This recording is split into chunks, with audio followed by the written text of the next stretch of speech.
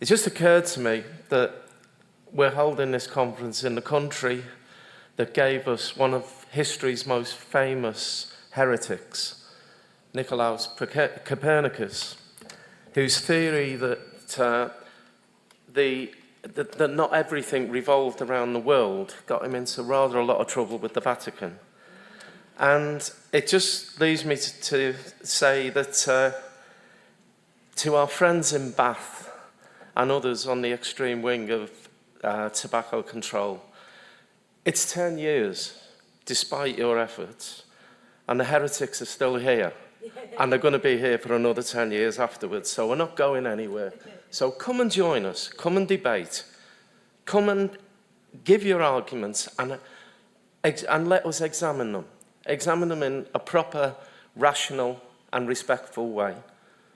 It's an open invitation. We'll host them.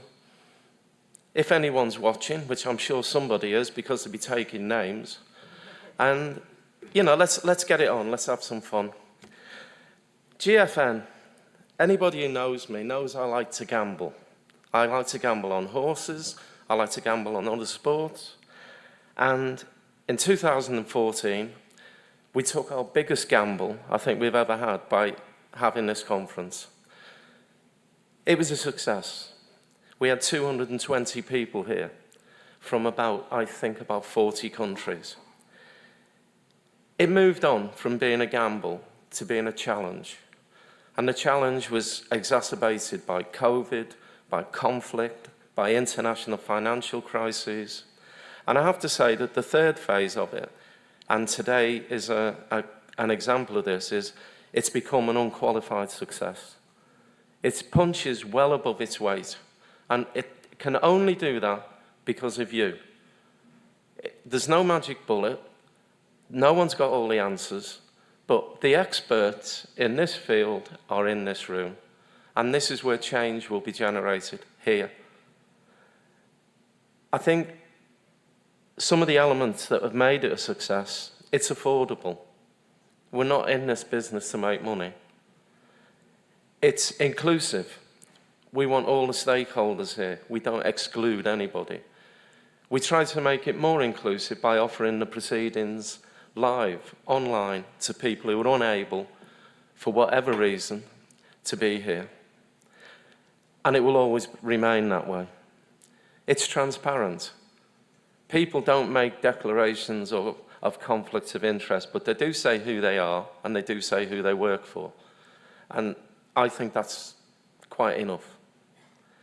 And most importantly, and we've heard it throughout today and previous days, everything we do is driven by evidence. It's not speculation, it's not ideology, it's evidence. And I think that's another thing that we will retain, and hopefully retain the integrity of the whole enterprise through that. I think that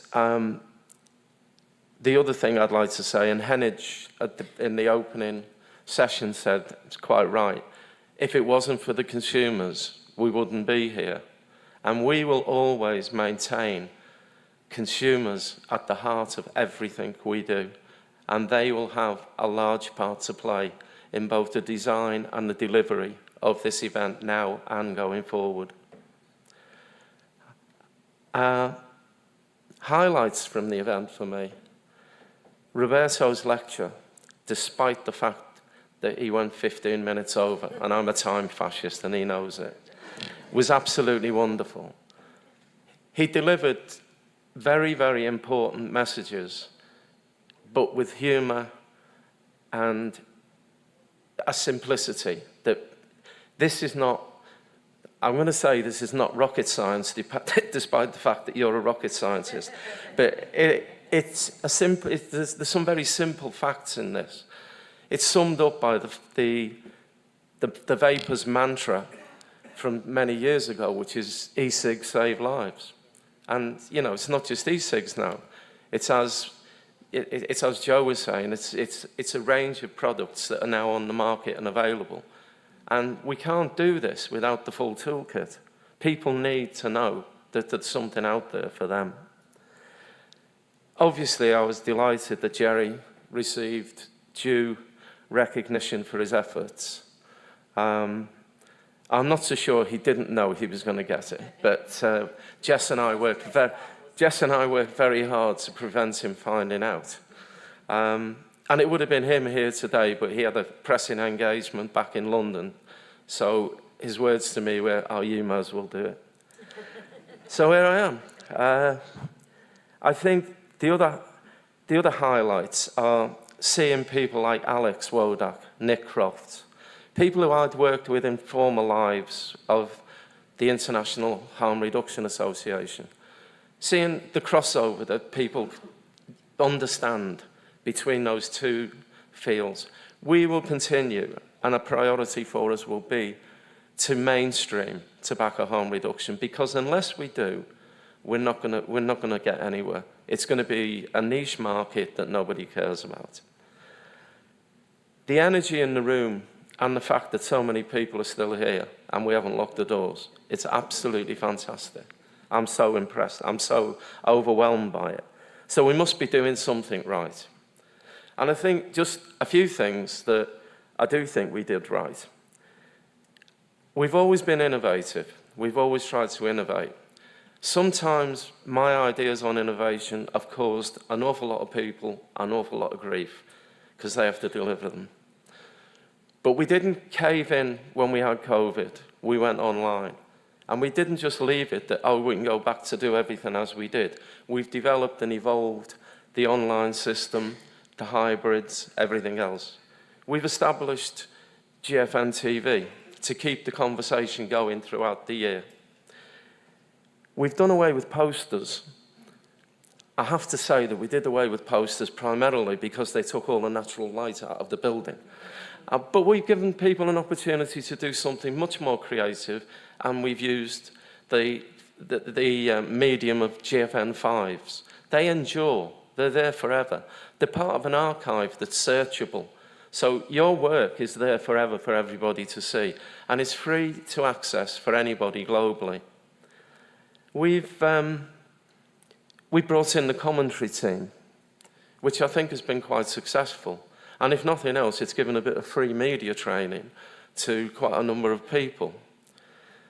And we've also added more languages, and using new technologies, we can do that at an affordable rate, which opens up the discussion and the debate to lots more people.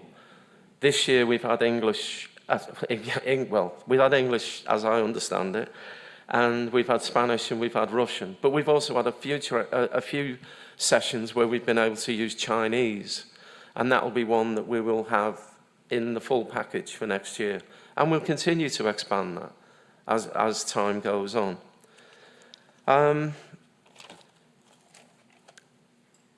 I've got to say a few thank yous. I've got about 4 pages here, so I'll run through them as quickly as I can.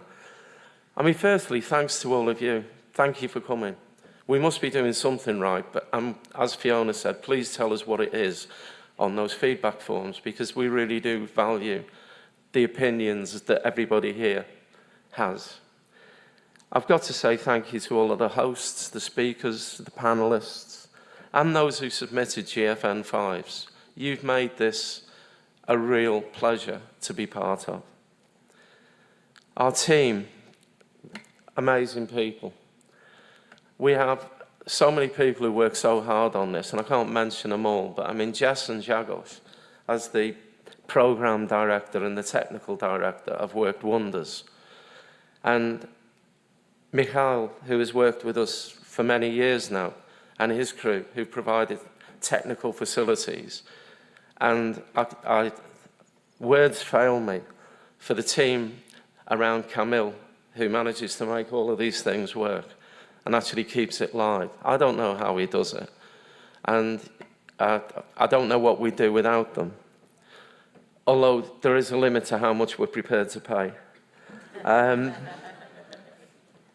All of the tech team that surround him, all of the administrative and finance team with Joanna and Bisola and Zuza, who've made entering the building and running the conference, extremely easy.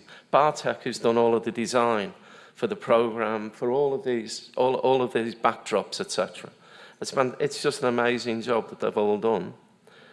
I'm delighted that we've had a massive presence from our scholars this year, and delighted even more that we've managed to award the second tranche of Kevin Malloy Fellowships. Kevin, as most of you will know, was a very, very close friend of mine over many years, and it's lovely to see those awards in his memory. I'd really like to thank the exhibitors for ICENTECH, and to Charlie for chairing the proceedings of ICENTECH the other day. It's another innovation that we brought in, which I think is an incredibly important one. It's an opportunity to demonstrate science and not sell products. It's not a business-to-business experience. It's a business-to-customer experience, which is, I think, quite an important issue. To our media partners, to Will and his team from Filter, to First, our first Chinese media partner from Shenzhen, Planet of the Vapes, who many people will know, Red from South America, Tobacco Intelligence, who've been a long-time supporter, and Vaping Today. They've been really, really instrumental in assisting us to deliver and get the message across.